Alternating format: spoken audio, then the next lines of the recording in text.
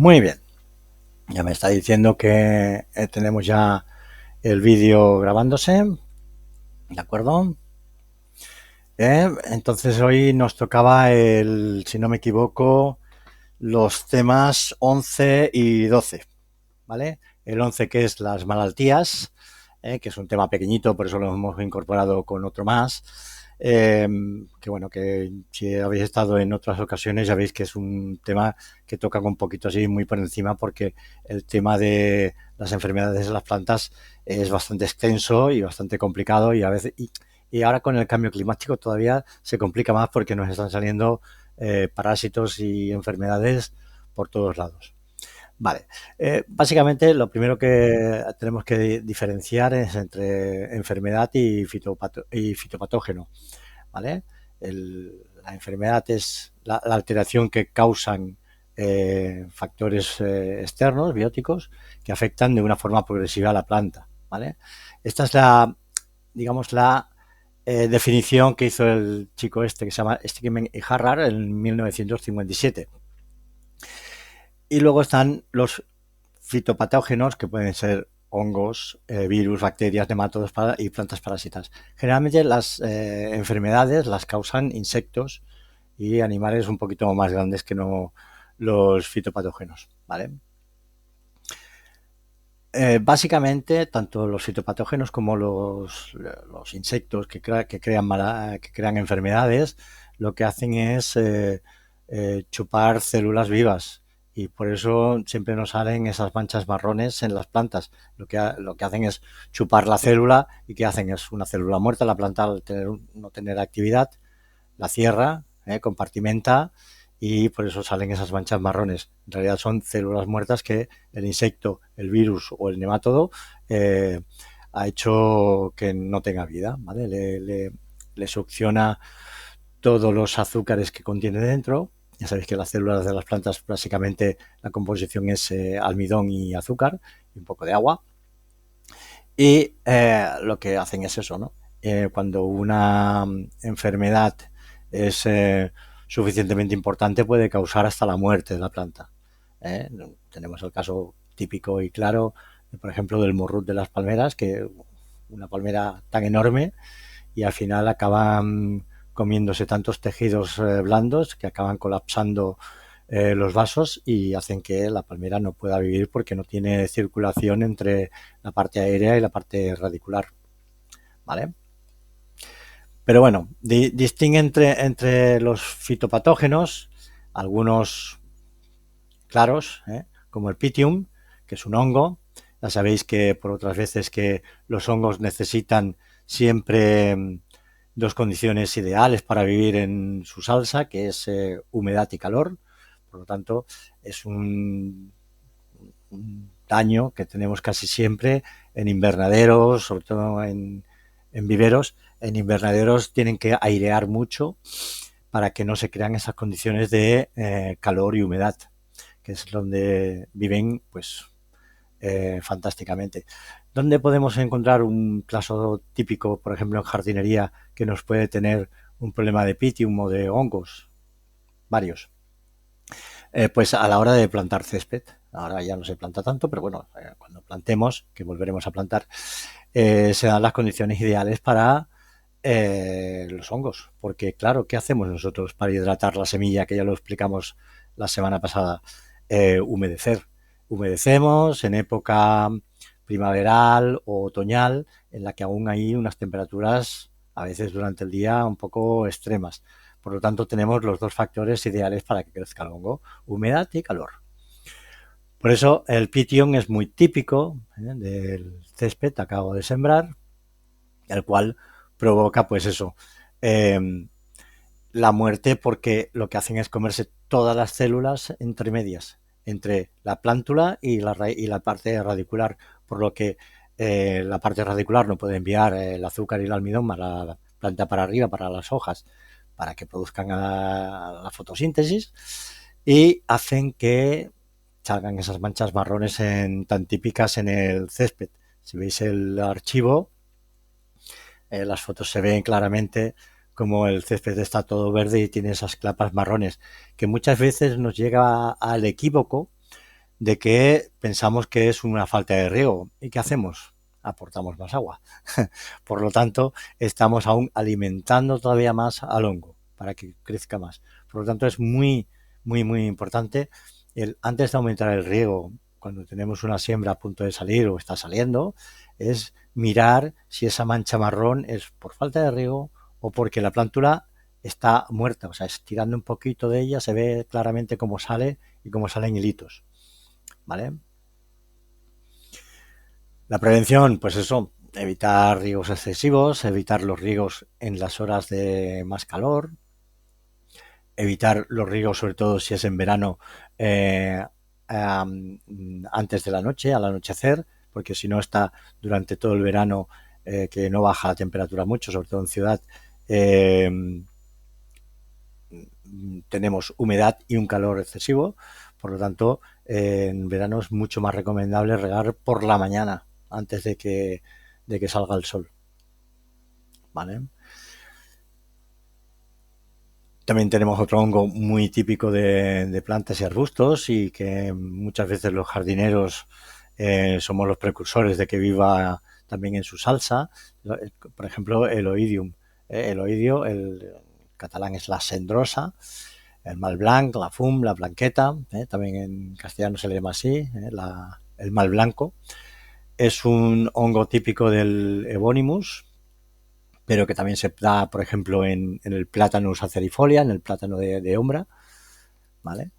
También se da mucho en rosa, en pelargonios, dalias, bueno, en diferentes plantas, y muchas veces lo provocamos nosotros por mojar la hoja a la hora de regar. En vez de regar al sistema radicular, que es lo correcto, a veces tenemos la tendencia a mojar la hoja. A veces es inevitable si hacemos riegos por aspersión, pero bueno, si vemos que tenemos un problema de oidium en un arbusto en concreto, lo que tenemos que intentar es que si está en medio de un césped, que el riego por aspersión no le llegue y hacer riegos manuales a manguera para evitar el, la propagación del hongo, ¿vale? Este hongo en sí no consigue matar a la planta, pero sí la debilita mucho porque hace que la capacidad fotosintética de la planta sea menor, por lo que es conveniente el no alimentar el hongo mojando las hojas, ¿vale? Los daños, pues eso, son manchas en las hojas de un color blanquecino, como si fuera un polvo de talco que le cae encima, y hace que el arbusto no sea pues todo lo sano y lo bello que tiene que estar porque tiene esas manchas en las hojas, ¿vale? La prevención simplemente es eso, intentar mantener una adecuada aportación de abonos para que la planta esté vigorosa y sana. Las plantas son como las personas, si estamos bien alimentados es más difícil de que nos entren enfermedades, pues las plantas igual, si están bien alimentadas, no están débiles, es más fácil que no entren que un insecto no le entre, o si le entra, o un hongo, no tenga tanta propagación, ¿vale? Bueno, vemos varias fotografías de el hongo en diferentes estadios. El estadio más, digamos, más problemático sería en el Platanus, en esta fotografía de Platanus, que se ve que prácticamente la hoja está blanca. Esa hoja, al final la planta, el árbol, decide que esa hoja no es viable porque no le hace fotosíntesis, por lo tanto, le saca todo el contenido, se pone marrón y se cae. Aquí en el Evonimus es más típico hasta este hongo. Cuando hagamos nomenclatura seguramente lo veremos. La roya también es una planta, es un hongo eh, típico del rosal. Se crea en el envés de la hoja, ¿vale? Siempre sale, pues eso, como una especie de mancha naranja, también como si fuera un polvillo. Y también es por culpa del riego a las hojas. Tenemos que intentar que los rosales regarlo siempre a manguera, o si el riego por aspersión es inevitable, que el riego por aspersión sea por la mañana, no por la noche ni por la tarde, ¿vale? Y la antracnosis es otro de los hongos ¿eh? que tenemos muy típico en el rosal, que lo que hacen es provocar manchas oscuras. ¿eh? También es una enfermedad típica del plátanos. ¿Vale? Aquí vemos en la foto eh, unas, unas claros daños de antracnosis en la hoja de plátano. Veis que las células marrones, básicamente lo que hace el hongo es chupar las células y van haciendo que esa mancha marrón se vaya engrandeciendo y haciendo que al final la hoja sea inviable y la misma planta haga que se desprenda de la hoja. La grafiosis del olmo, ¿vale? Esto, acordaros que es un hongo que el vector de propagación es un insecto. El insecto tiene en la trompa que va picando a las hojas, tiene las esporas de los hongos y al picar en la hoja, en forma así anárquica, hace que el hongo se vaya dispersando por todo el árbol. Por lo tanto, es un hongo complicado de sacar una vez que entra, porque lo primero que tenemos que hacer es detectar el insecto y matar el insecto. Luego, claro, es muy complicado de sacar porque luego una vez que se empieza a dispersar es muy difícil de tratar. Generalmente para tratar hongos, lo que intentamos hacer siempre son lo que se llaman medidas culturales, que son medidas, no darle las condiciones adecuadas a los hongos para que puedan vivir tranquilamente, ¿vale? Como es el quitar riegos, el evitar los riegos nocturnos, el evitar el mojar la masa foliar, etcétera, ¿vale?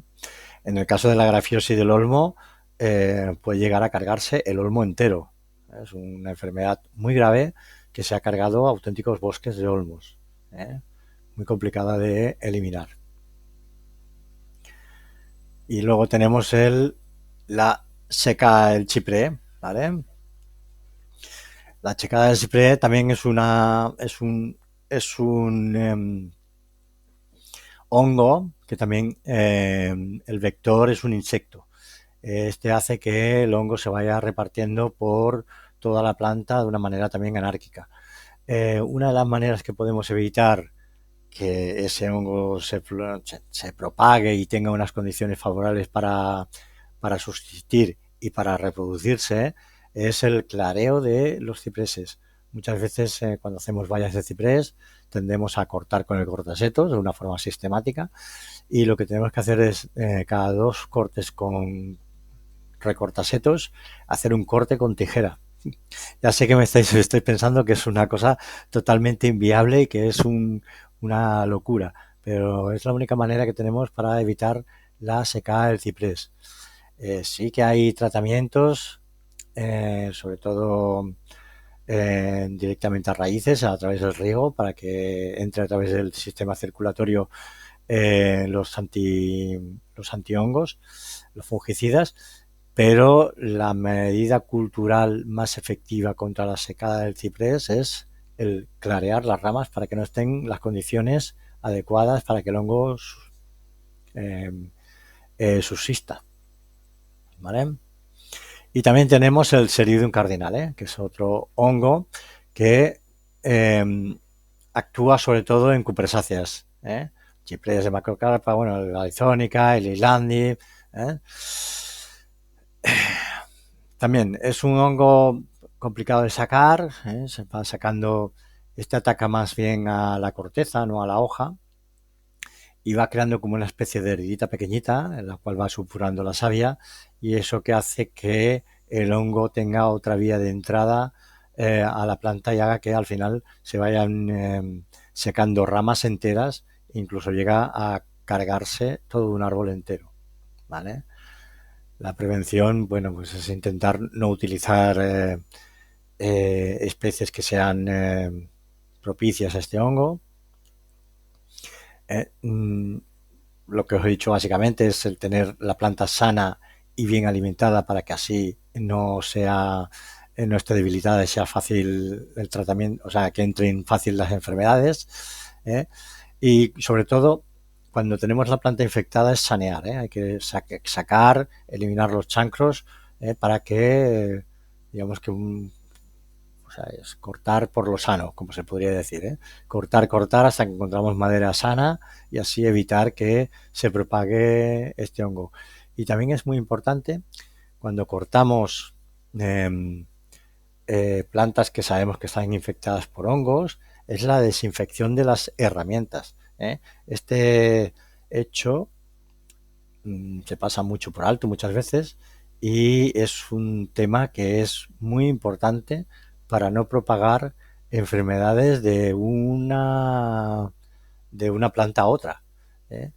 Los jardineros últimamente estamos mucho más concienciados con este tema, pero es un tema que tenemos que intentar ser muy cuidadosos para evitar que pasen estas cosas, ¿vale?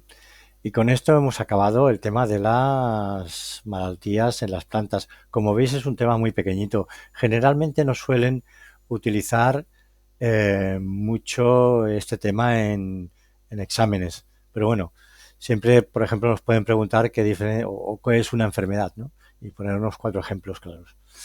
¿Vale? Entonces pasamos a la metodología de trabajo en jardinería, que es la preparación y mantenimiento del sol. Que este tema ya, cuando estuvimos hablando de las semillas, estuvimos tocándolo así un poquito por encima, porque había que preparar el sustrato para, para poder tener una siembra adecuada.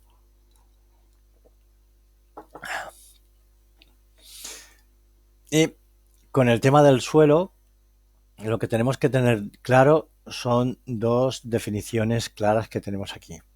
Una es la textura y la otra la estructura. ¿Vale?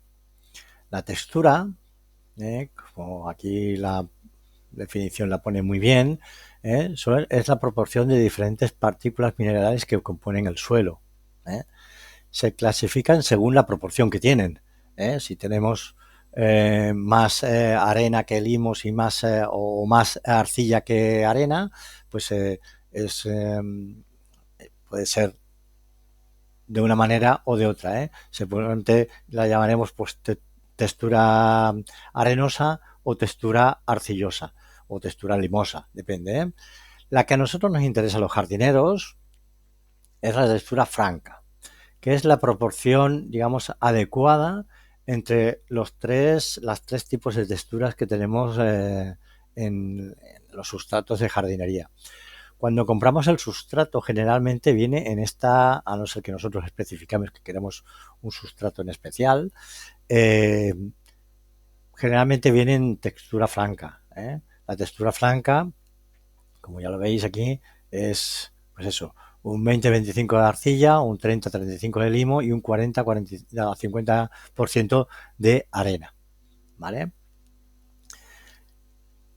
¿Qué hace que una planta pueda vivir mejor o peor dependiendo de la textura que tiene el sustrato? Pues depende de las condiciones en las que la planta pueda vivir mejor. Si es una planta que no tiene ningún inconveniente en tener las raíces encharcadas o con un exceso de humedad, porque su biología así lo permite, pues podemos tener un terreno arcilloso sin necesidad de hacer ningún tipo de enmienda.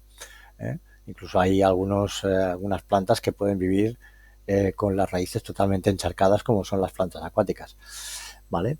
O viceversa, hay plantas que la gran mayoría no permiten o no les va bien o hacen que se sientan débiles y también sean vectores de enfermedades el que tengan las raíces encharcadas. Ya sabéis que eh, las raíces encharcadas es casi el 80% de la causa de la mortalidad de las plantas, ¿vale?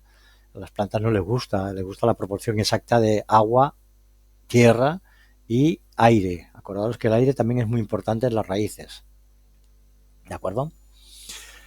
Bueno, aquí más o menos nos explica una especie de triángulo muy chulo Si lo ampliáis veis las proporciones del triángulo, veis las proporciones y depende de las proporciones pues tiene un nombre u otro el, el sustrato, ¿vale? Bueno, lo que os he explicado, la textura pues depende de la cantidad de arena, arcilla o limo que tenga. A nosotros la que nos interesa es siempre la textura franca y es la que tenemos que intentar siempre conseguir. Si tenemos ya un terreno que nos viene dado y por lo tanto no podemos hacer que cambie, lo que tenemos que hacer es enmendarlo, o sea, ponerle lo que necesite ese terreno para poder hacer la enmienda correcta. Lo que está claro es que si tenemos un terreno arcilloso ¿eh? Y nosotros le enmendamos con más arcilla, lo que estamos es agravando el problema. O queremos plantar plantas que no le importe estar encharcadas, ¿vale? Entonces, ¿cómo podemos determinar la estructura de un sustrato, de una tierra, ¿no? Si es fértil o no, ¿vale? Pues eso, nos indican aquí varias maneras de hacerlo. Hacemos un cilindro ¿eh? De unos 10 centímetros de longitud y 3 milímetros de diámetro. Y con ese cilindro intentamos hacer diferentes opciones. Si vemos que el cilindro no es posible, no se aguanta, se cae, se desmorona, eso quiere decir que tiene más de un 80% de arena, ¿vale? Si ese cilindro se aguanta, pero intentamos hacer un círculo con él como si fuera plastilina y no es posible hacer el círculo porque se desmorona, se rompe, se agrieta, dice que quiere decir que tiene entre un 65 y un 80% de arena. Dependiendo de la planta que tengamos, pues es un sustrato adecuado para plantar. Si ese cilindro lo hacemos y probamos hacerle una especie de aro y no se rompe,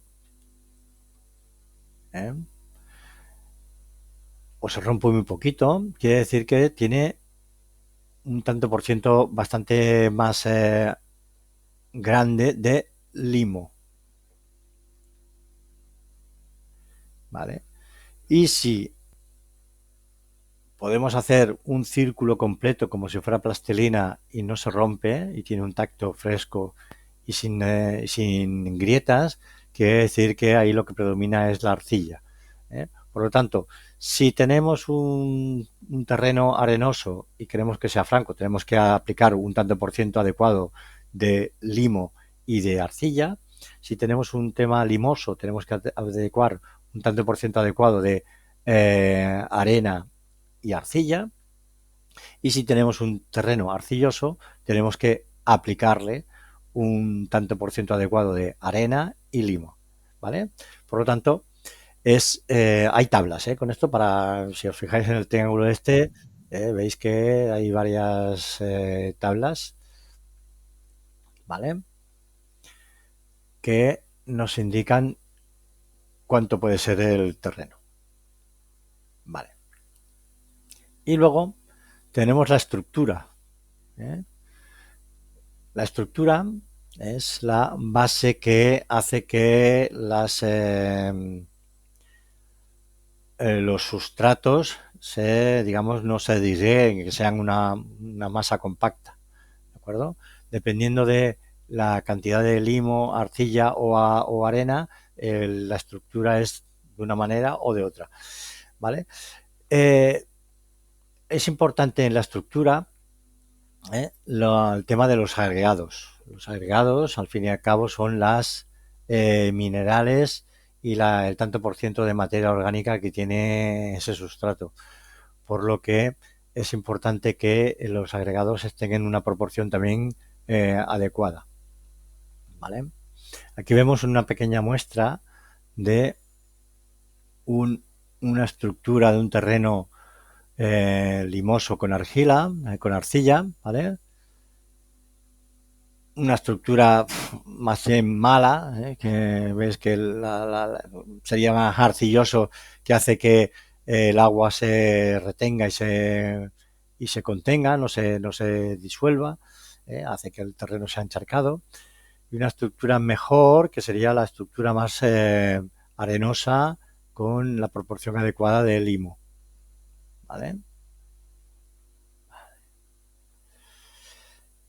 En el sustrato, acordaros que aparte de la textura y la estructura, es básico y tan importante como estos dos componentes, que son la forma de que el suelo sea un conjunto, es la materia orgánica. La materia orgánica puede venir predeterminada por el terreno, depende del terreno como sea, o si vemos que no hay suficiente materia orgánica, nosotros lo podemos aportar. ¿Vale? ¿Qué hace que la materia orgánica sea tan importante? Porque hace que retenga el agua para que no se vaya cuando el terreno es demasiado arenoso. Hace de drenaje cuando el terreno es muy arcilloso, y protege de la degradación de la erosión. Un terreno rico en materia orgánica se degrada por la erosión mucho menor que no un terreno que esté falto de materia orgánica. ¿De acuerdo? Y una de las cosas que hace que la materia orgánica sea muy importante es la fauna edáfica, esa fauna microscópica que tenemos en los sustratos, que hacen que descompongan la materia orgánica y hacen que muchas veces descompongan esa materia orgánica y la hagan en trocitos muy pequeñitos para que las plantas las puedan asimilar. A veces la materia orgánica que nosotros aportamos al sustrato, al suelo, está de una manera que la planta no lo puede absorber y hace que actúen estos pequeños microorganismos que descomponen esta materia orgánica en trocitos más pequeños para que la planta la pueda asimilar. Pueden ser hongos, bacterias, protozoos, hay diferentes, ¿cómo se llama? ¿Sabe el nombre? Bueno, ya os lo diré. Nemátodos también, también son muy importantes. Es una fauna totalmente invisible. La vemos, tenemos que ver a través del microscopio, si no lo podemos ver. ¿Vale? Esta descomposición hace que se convierta la materia orgánica en humus. El humus también es la parte más importante del suelo para que las plantas puedan vivir correctamente. Acordaros, la planta tiene que estar bien alimentada para que no sea eh, víctima de insectos y hongos y cualquier parásito que pueda haber en la naturaleza. ¿Vale? Uno de los grandes productores de materia orgánica y de humus, que ese sí que lo vemos, son los gusanos de suelo. ¿eh? En muchas ocasiones, cuando cavamos el suelo y encontramos gusanos, los solemos tirar o apartar. Es una equivocación muy grave. El gusano no come raíces, como se piensa mucha gente, sino lo que hacen es aportar materia orgánica y humus a la tierra. ¿Vale? Ellos se alimentan de materia orgánica que a través de su tubo digestivo convierten en humus y hacen que sea ese suelo más fértil. ¿De acuerdo? Por lo tanto, es muy importante el tema de los gusanos en el suelo. No hay que eliminarlos, hay que cuidarlos y mucho. Bueno, dependiendo de los nutrientes que tenemos en el sustrato, en el suelo, las plantas pueden vivir de una manera o de otra. Si tienen una carencia de algún tipo de mineral, se plasma, digamos, en su forma de crecer, en la forma de las hojas o incluso en manchas que le pueden salir en las hojas o en los tallos, o una floración escasa, o un crecimiento escaso, o un crecimiento muy amplio, unos entrenudos muy largos para la clase de planta que es. ¿Vale? Entonces aquí hay una pequeña tabla que nos explica los 4 compuestos más básicos que tenemos en un suelo, que puede ser el nitrógeno, que su función es el crecimiento de las hojas y los tallos, y la falta de nitrógeno pues hace que, por ejemplo, las hojas de las plantas se amarillen, caigan y tenga una reducción clara del crecimiento, ¿vale? Sin embargo, si tenemos un exceso de nitrógeno, lo que podemos encontrar es entrenudos muy largos o un crecimiento muy exagerado, que hace que también haya mucho más tejidos tiernos y puedan ser pasto de los parásitos, sobre todo insectos, ¿vale? Por lo tanto, la proporción de nitrógeno tiene que ser la adecuada para que no tengamos un crecimiento excesivo de la planta. El fósforo es otro de los minerales fundamentales para las plantas. Su función es la maduración de semillas y frutos, la formación de raíces y resistencia a la sequía, ¿vale? La falta de fósforo, pues ¿qué puede pasar? Que tenemos poco crecimiento, poco desarrollo del sistema radicular. Por consiguiente, la planta crece de una manera muy pobre, muy pequeña. Formación pobre de brotes y flores o flores muy pequeñitas para la planta que es, etcétera. ¿Vale? El potasio, la función del potasio es fortalecer las raíces y los tallos, hacer que las semillas y frutos sean en su proporción adecuada a la biología de la planta y ayuda a que todos los nutrientes se desplacen por toda la planta de una manera adecuada, ¿vale? La falta de potasio, por ejemplo, hace que sea una maduración inesperada, que el fruto madure pequeñito y se caiga, y la reducción del crecimiento, también un crecimiento pequeñito, esquifit, saldría en catalán, ¿vale? Y el hierro es otro de los elementos fundamentales para las plantas. Las plantas necesitan hierro para, para vivir. En muchas ocasiones, y a causa de la cal que tenemos en Barcelona, que tenemos un agua muy calcificada, hacen que este hierro, depende del tipo de sustrato que tenga, reaccione y la planta no lo pueda absorber. ¿eh? Bueno, se le llama clorosis, es una clorosis típica, por ejemplo, de los naranjos, en la que se ve toda la hoja de un color amarillento y la nerviación de un color verde más intenso. ¿eh? Es una, es una clorosis que es típico de las plantas que son más acidifolias, como pueden ser las hortensias, eh, eh, los cítricos, ¿qué más? Y los rhododendrons también, ¿vale? Todas estas plantas que crecen en terrenos ricos en zinc y cuando llegan aquí a Barcelona y tienen que vivir con el agua que nosotros le damos, hacen que ese agua reaccione el hierro que hay en el suelo y tengan ese problema de absorción del hierro. No quiere decir que no haya hierro, sino que la planta no lo puede absorber. Lo que nosotros tenemos que hacer es aportarle ese hierro en forma de quelatos, que es una forma química en la que la planta puede absorber el hierro sin reacción con el agua. ¿Vale? Y bueno, ahora ya entramos en la preparación del terreno y vamos muy tarde. Vale, tenemos aquí, podemos hacerlo de varias maneras.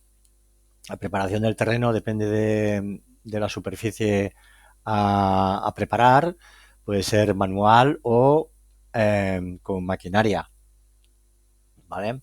Manual está claro que lo haremos en un terreno que es controlable, pequeñito, de unas dimensiones más o menos pequeñas, porque si no podemos acabar hechos polvo de la espalda. Cuando el terreno es un terreno mayor, pues tenemos que hacer uso de maquinaria más agrícola, como puede ser motocultor o incluso pequeños tractores. ¿De acuerdo? Bueno, aquí nos dice también que las enmiendas más utilizadas para la hora de hacer mejorar la estructura del suelo puede ser esto, ¿no? Es arena, si el terreno es muy arcilloso, tierra vegetal, tierra de jardín, compost, recebo o estiércol, ¿vale? Dependiendo de cómo nosotros veamos el terreno, el suelo a enmendar, tenemos que aplicar una proporción exacta de cualquiera de estos tipos de terrenos. ¿vale? El compost, que últimamente se utiliza muchísimo, ¿vale? Ya sabéis que el compost se crea a base del triturado de restos vegetales que luego se descomponen haciéndole volteos adecuados y periódicos para que vaya fermentando poco a poco y en el momento que está en una fermentación óptima puede volver al jardín y hacer que sea una aportación de materia orgánica. ¿De acuerdo? Bueno, aquí tenemos un pequeño esquema de cómo hacer una pequeña preparación de terreno, ¿vale? Una entrecavada, una enmienda y finalmente una aportación de mulch o de encuchinate, bueno, sí, mulch mejor, ¿vale? Y cuando tenemos un terreno que tenemos problemas que hay que enmendar claramente, ¿vale? Terreno, digamos, un poco más asalvajado.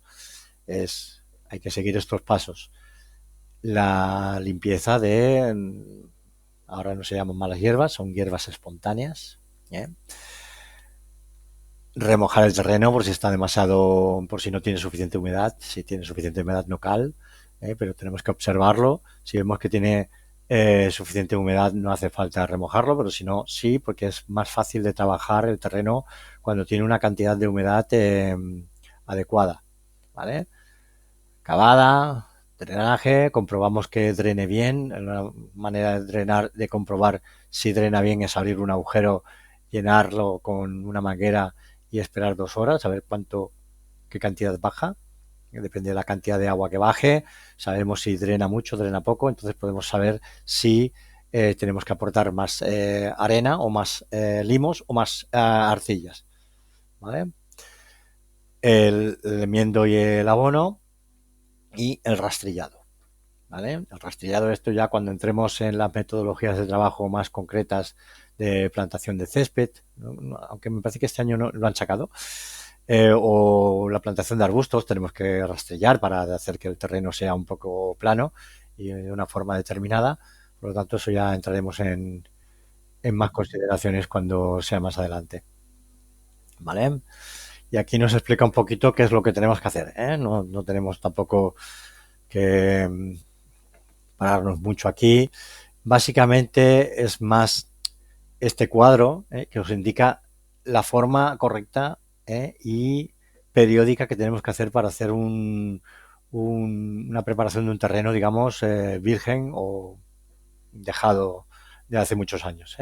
Sobre todo el, el orden. Acordaros, siempre es limpieza de terreno, remojado si hace falta, cavada, drenaje, enmiendas, abono y rastrillado. Os pueden poner eh, varias opciones, por ejemplo, pues una pregunta típica, y os pueden poner varias opciones y mezclar el orden de estas opciones. Por eso siempre os recomiendo muchísimo que leáis muy poquito a poco las preguntas, contestéis con tranquilidad y sin ningún tipo de prisa. ¿Vale? Aquí nos explican cómo podemos hacer una cavada manual. ¿Vale? Acordaros, siempre la herramienta adecuada. Es otra pregunta de examen. ¿Con qué hacemos una cavada manual? ¿Con qué tipo de herramienta? Y os pueden poner piochar, piot y pic, o magallón, chapolina y pic. Pueden ser dos respuestas. ¿eh? Y el que ponga magallón, chapolina y pic, ya sabe que esa está fuera de suspendida. ¿Vale? Tener claro, cavada manual, piocha, arpiot y pic. Arpiot, pic, piocha, ¿vale? Y aquí en el pequeño dibujo, bueno, que eso ya también nos lo enseñaremos mejor cuando toque la práctica, dentro de un tiempo, cómo se utiliza correctamente una azada, una piocha o un pico. Aunque estas tres herramientas se manejan de la misma manera. Como tenemos que hacer un esfuerzo para hacer que la tierra se descompacte y hagamos que tenga una estructura diferente, Hay que tener muy claro también la postura corporal que debe ser la correcta, ¿vale? Nada de doblar la espalda de manera forzada ni nada por el estilo y hacer siempre resbalar la mano derecha, si eres diestro, desde la punta hacia atrás y si eres zurdo, al revés, ¿vale? La izquierda adelante y la otra detrás y hacer correr la mano en el momento en que bajas la herramienta, ¿vale? Y también nos indica la manera correcta de cavar cuando tienes un talud, ¿eh? En talud, acordaros que si tiene más de 20 grados es necesario línea de vida, necesario no obligatorio. Si no, pues la forma de cavar en talud, que siempre es en diagonal, si el talud lo permite, mejor de abajo para arriba, para que la tierra no caiga. Si el talud es muy pronunciado, en diagonal, ¿vale? Y tener cuidado con esas cosas. Y ahora aquí ya empezamos con perdón, la cava mecánica. La cava mecánica, pues tenemos que utilizar maquinaria porque el terreno es muy extenso o muy difícil de trabajar y tenemos que utilizar máquinas para que nos faciliten el trabajo del terreno. La maquinaria estrella en este tipo de trabajo es el motocultor, el que siempre se utiliza el 85-90% de las veces.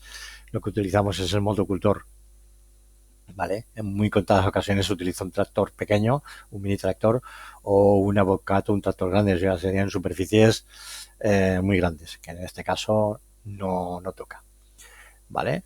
Y aquí nos explican un poquito cómo utilizar el motocultor correctamente, ¿eh? Si el terreno está muy duro, tenemos que utilizar una marcha corta, acordaros que generalmente suelen tener 3 marchas. Si el terreno está muy duro, marcha corta. Si el terreno está blando o semiblando, marcha media. Y si el terreno está blando, una marcha larga para simplemente remover y ya está, ¿vale? Colocar siempre la mitad de las cuchillas, la mitad en la parte cavada y la otra mitad en la parte a cavar, ¿vale? Para que las cuchillas vayan moliendo y haciendo que la estructura del terreno vaya cambiando, ¿vale? Es interesante siempre no dejarnos ningún rincón por hacer, ¿eh? Que el pasar el motocultor sea una cosa sistemática y ordenada para que no nos dejemos ningún trozo sin cavar. Por lo tanto, siempre es recomendable hacer dos pasadas cruzadas, porque así es muy difícil que se quede ningún trozo sin labrar con el motocultor. ¿De acuerdo? Y también, si es el terreno lo vemos que está excesivamente duro, la recomendación y lo que hay que hacer es remojar el terreno, esperarse un día o dos y pasar el motocultor una vez que la humedad ha hecho que la estructura del terreno haya cambiado, ¿vale? Bueno, también es muy importante el tema del drenaje. Acordaros que siempre os insisto en que las raíces encharcadas es la muerte segura de un arbusto, excepto en algunas ocasiones puntuales, ¿vale? Como las plantas acuáticas. Por lo tanto, el tema del drenaje es muy importante. Si un terreno no drena, tenemos que hacer que drene, tenemos que hacer que sea permeable para que retenga la cantidad exacta y justa que necesitamos nosotros de agua. Si hacemos que el terreno esté demasiado encharcado o demasiado enfangado, hacemos que los arbustos, pues pasa lo que pasa, que el arbusto está debilitado y hace que entren parásitos, enfermedades y todo tipo de males en las plantas a las que vamos a cultivar en ese terreno, ¿vale? Y aquí nos indican la manera de hacer que un terreno sea más permeable, es ir haciendo agujeros de una manera periódica, aportando gravas o piedras para que el agua se vaya hacia allá, se quede allí almacenada, no entre en contacto con las raíces y poco a poco vaya drenando para abajo y las raíces de las plantas no toquen directamente con el agua, ¿vale? Y la aportación de enmiendas al terreno es muy importante, ¿eh? Si el terreno no es fértil, por mucho que nosotros plantemos, haremos que la planta que salga sea debilitada y con problemas, pues eso, problemas de hongos, problemas de insectos, todo tipo de problemas. Por lo tanto, antes de entrar a, a plantar o a sembrar un suelo, tenemos que enmendarlo y hacer que sea fértil. ¿Vale? La manera de hacer que, de colocar ¿eh? O de esparcir el, las enmiendas pueden ser de diferentes maneras. ¿Eh? Si nos lo traen en maquinaria con bipacks, los descargan dentro del terreno a enmendar y luego tenemos que ir repartiéndolo con palas y carretillas si el terreno es muy amplio. ¿Vale? Y aquí nos explica también la manera de trabajar con la pala. Acordaros también, el tipo de pala. ¿Eh? Depende de donde esté el montón de tierra, se utiliza una pala o la otra. Si es un pavimento duro, utilizaremos pala cuadrada. Si es un pavimento más blando, se puede servir con la pala de punta, pero generalmente para cargar el carretillo, para cuando paleamos sobre terreno que es duro, asfalto, acera, panot, utilizamos la pala cuadrada porque arrastrándola desde abajo hacemos que movemos toda la tierra y no nos dejamos tierra atrás. ¿De acuerdo? Esa técnica ya os la enseñaremos cuando toque la práctica. Bueno, la técnica de trabajo de la pala, siempre. Importante. La mano predominante, si eres diestro, es la parte de atrás. Si eres zurdo, la parte de atrás. Y la parte de adelante, la mano menos predominante.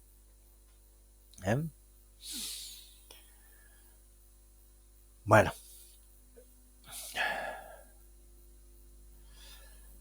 Bueno, nos explica un poquito aquí el cómo utilizar la pala de una manera correcta para palear. Tanto para cargar el carretillo como si tenemos que palear dentro del parterre que tengamos que distribuir la pila de tierra. ¿Vale? También veis que también hace eh, hincapié en la postura del cuerpo. Tenemos que utilizar siempre una postura corporal correcta para palear. ¿Vale? Bueno, y también nos indica la manera que podemos hacer, distribuir las enmiendas en el terreno. Si es un terreno amplio que tenemos que utilizar carretillas, hacemos pequeñas pilas y luego las podemos distribuir o con el rastrillo o con la pala. Se puede hacer a la vez. Si es un terreno más pequeño, se puede hacer de manera como si fuera un abanico con la pala. Dejando siempre, intentando que siempre sea una capa homogénea y más o menos de unos 25-30 centímetros de grueso. Contar que eso luego pasaremos en motocultor y haremos que se mezcle con el resto del suelo que hay para que ese suelo sea lo máximo posible de fértil. ¿Vale?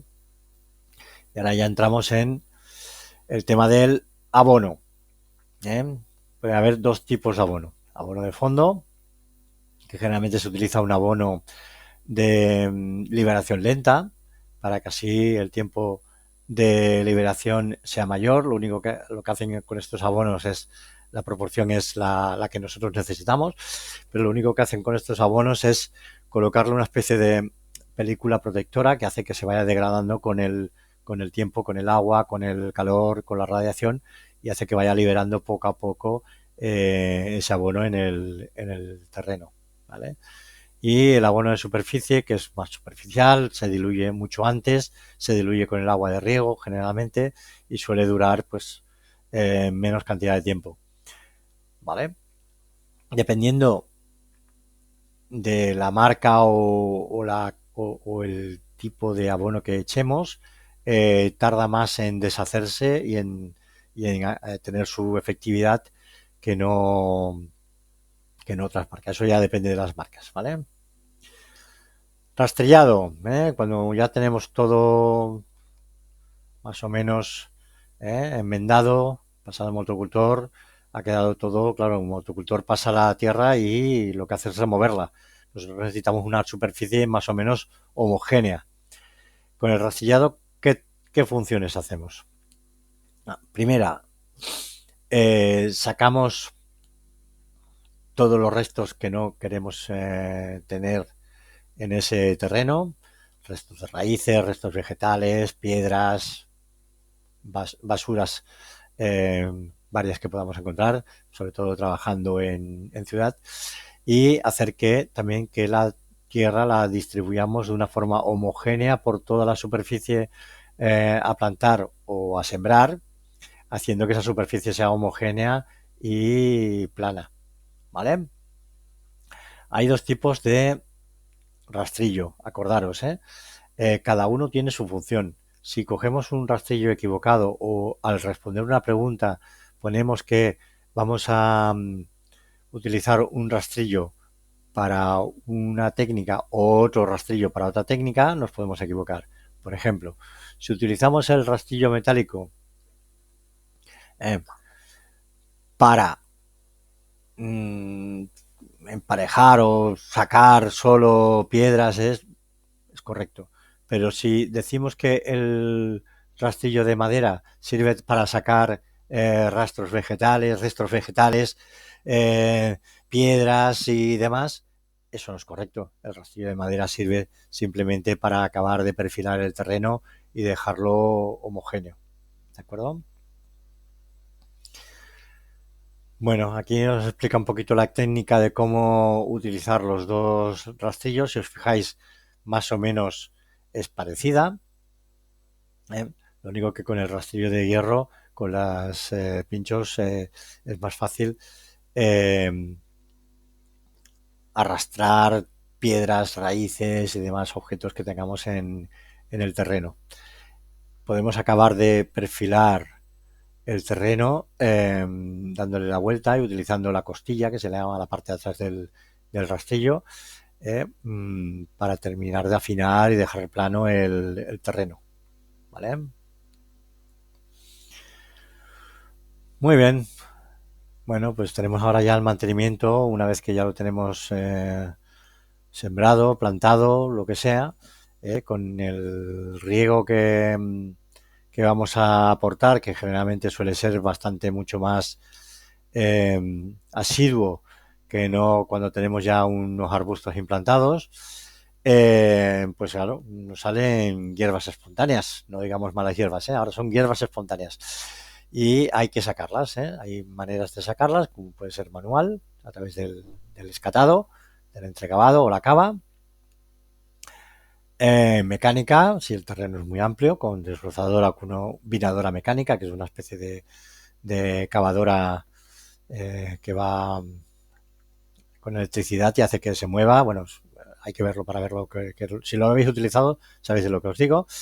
O también hay las eliminaciones de una manera, digamos, un poquito más asalvajada, que puede ser con vapor de agua o con una especie de lanzallamas que haces que en la parte aérea de la planta la quemes o la cuezas.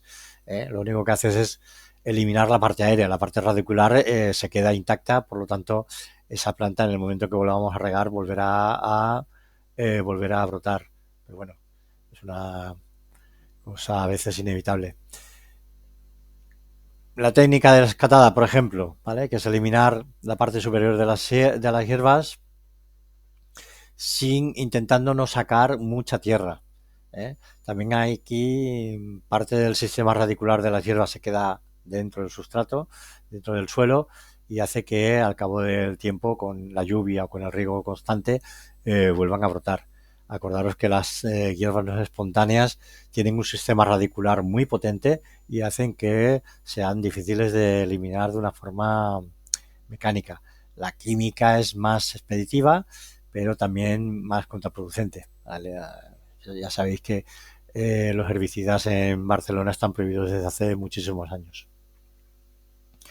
Bueno, nos explica la manera de hacer una técnica de escatada correcta, tanto si es en nivel plano cómo es ese nivel de talud, ¿vale? Nos explica ahora también la forma, lo que es una entrecavada, ¿eh? Que la entrecavada tiene dos funciones. Una es eliminar malas hierbas y la otra es romper la costra superficial del suelo para que sea más fácil de que el agua penetre al sistema radicular de las plantas. ¿Vale? La entrecavada, acordaros, la profundidad es entre 0 y 15 centímetros. No nos pasemos. Es una pregunta de examen. Muy típica, muy fácil de hacer. ¿Vale?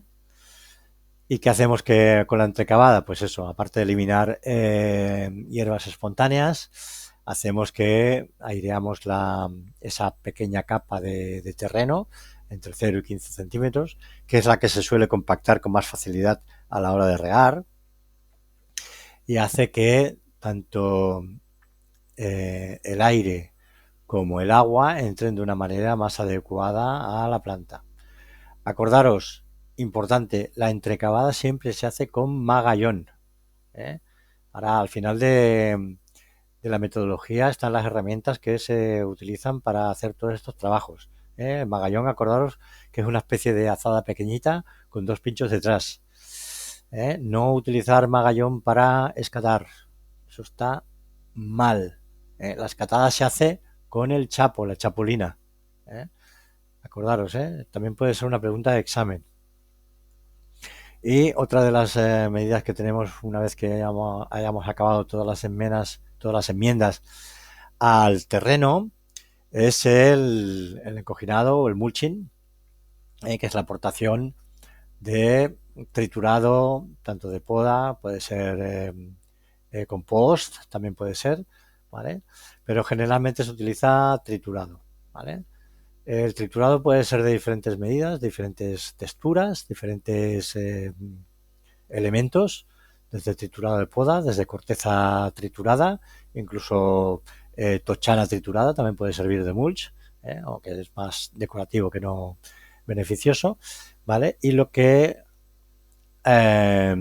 sirve, la aportación que sirve el mulch es conserva la humedad, uno de los beneficios básicos y mejores que tiene es que conserva la humedad, disminuye la evaporación, aumenta la infiltración del agua, aumenta la retención de agua, hace que el agua de riego sea más eficiente, controla las hierbas no deseadas, no quiere decir que las elimine, salen, pero salen más debilitadas porque tienen que buscarse la vida entre toda esa masa que nosotros hemos colocado encima de cortezas y entonces hace que esa planta salga más debilitada, pero no por eso no las elimina por completo.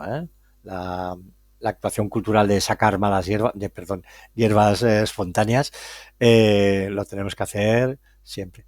También es importante cuando el clima es muy frío, hace una protección para los cambios térmicos, sobre todo si es una planta que eh, el sistema radicular es delicado y hay un frío excesivo, le ayuda también a regular el tema del frío en las raíces. ¿Vale? Y como es materia orgánica, hace que una aportación de materia orgánica al terreno en el que tenemos cultivado la planta. A medida que nosotros vamos regando, va haciendo acción el sol, el aire, la atmósfera, hace que se vaya descomponiendo esa materia orgánica y hace que tengamos una aportación extra de materia orgánica en ese suelo. ¿Vale? También lo podemos utilizar, como ya os he dicho, como el tema del machacado de tocho, para hacer diferentes colores y texturas, tanto el tocho o diferentes piedras o diferentes gruesos de piedras de diferentes colores. Podemos hacer un punto de visión o un punto de atención, poniendo un mulching de un color diferente o de una textura diferente, por ejemplo, en un césped. Si colocáramos un mulch de un color rojizo, como puede ser con piedra volcánica, hace que sea un punto de atracción hacia la vista. ¿Vale? Bueno, y los materiales del mulch, lo que os he ido explicando, pues desde acículas, cáscaras de frutos secos, astillas, corteza de pino, hojas, restos de podas triturados, etcétera.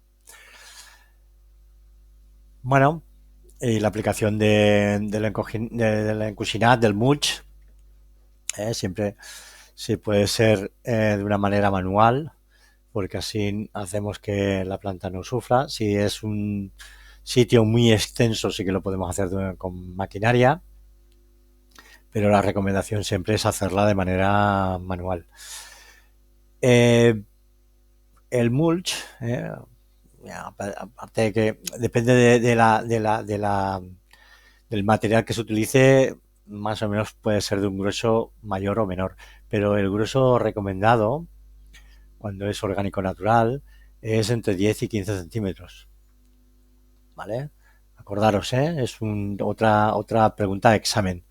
¿eh? Eh, Aquí nos dicen de poner una capa geotextil. Bueno, es un tema eh, cuestionable, pero bueno, como lo dice, tenemos que hacer caso, ¿vale? Para que no se mezcle, bueno, una cosa con la otra, pero bueno. Es importante también que el mulch esté en unos 5 o 10 centímetros retirado del cuello del arbusto o del árbol. Hacer una especie de franja de seguridad para evitar una excesiva humedad o un excesivo calor en el cuello del arbusto del árbol. Contar que el cuello del árbol o del arbusto es una parte de la planta un poco delicada en el que es la unión entre la parte aérea y la parte radicular. Por lo tanto, nosotros tenemos que tener un poquito de cuidado en ese pequeño espacio y cuidarlo para que no sufra. Es un vector típico de entrada de enfermedades hacia el sistema radicular. Bueno, y el mantenimiento del mulch es simplemente sacar malas hierbas, sacar restos urbanos, etcétera. Hay que ir reponiéndolo, exactamente. O sea, como es un material que es degradable, a no ser que utilicemos productos no degradables como pueden ser piedras ornamentales o arena volcánica o cosas así. Como es un producto degradable, tenemos que ir aportándolo periódicamente. En el momento que vemos que se va degradando, tenemos que ir haciendo aportaciones. ¿Vale? Bueno, y aquí también entramos en un tema en el que siempre vamos a incidir al final de las metodologías, que es los equipos de protección individual, los EPIs. Acordaros de que son muy importantes y siempre son motivo de pregunta. Utilizar los EPIs adecuados para cada metodología.